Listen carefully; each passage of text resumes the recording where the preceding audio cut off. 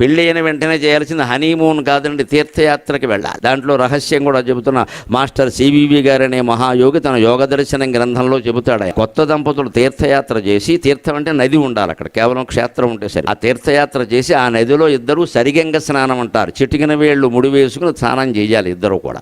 అలా చేస్తే పురుషుడు ప్రత్యేకించి 3 ఆచమనాలు చేయాలి ఖచ్చితంగా. ఆ తీర్థ ప్రభావం చేత ఈయన కడుపున పడవలసిన వాడు ఆ తీర్థంలో పడి, ఈ ఆచమనం ద్వారా ఆయన కడుపులో పడి, ఆయన ద్వారా భార్య గర్భంలో ప్రవేశించి మహత్తరమైనటువంటి ప్రహ్లాదుడు లాంటి వాడు పుట్టే అవకాశం ఉంది. తీర్థయాత్ర ప్రభావం. శరీరం కదా పుట్టుక అంటే, శరీరం గొప్పది కావాలంటే శరీరాన్ని తయారు చేసే మెటీరియల్ గొప్పదై ఉండాలి కదా. ఈ శరీరం మంచి శరీరం కలిగిన కుమారుడు కానీ కుమార్తె కానీ కలగాలి అంటే పెళ్ళైన వెంటనే దంపతులు 3-4 ఏళ్ల పాటు తీర్థయాత్రలే చేయాలి. అప్పుడు మీరు తిరగండి ఓపిక. 25 ఏళ్ళు కూడా లేమి రోగం ఏంటి, ద్వాదశ జ్యోతిర్లింగాలే 36 కైలాసానికి కూడా మళ్ళీ వెళ్ళి రావచ్చు తీసుకెళ్ళేవాడు ఉంటే. ఇద్దరూ సేవించాలి నీళ్లు, ముఖ్యంగా పురుషుడు.